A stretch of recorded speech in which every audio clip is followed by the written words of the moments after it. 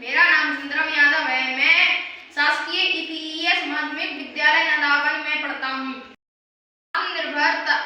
आत्मनिर्भर भारत का मतलब है आत्मनिर्भरता और स्वदेशी विकास को बढ़ावा देना। मेरा नाम सिद्धार्थ यादव है। मैं शासकीय ईपीएस माध्यमिक विद्यालय नदावन में पढ़ता हूँ। आत्मनिर्भर भारत के लिए हमें अपने उद्योगों और व्यवसायों को बढ़ावा देना होगा। नाम प्रतीक्षा रजक है।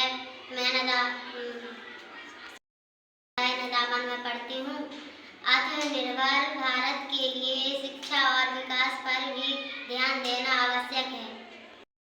मेरा नाम रामकिरण यादव है। मैं शासकीय ईपीएस माध्यमिक विद्यालय नदावन में पढ़ता हूँ। आत्मनिर्भर भारत का भविष्य उज्जवल है और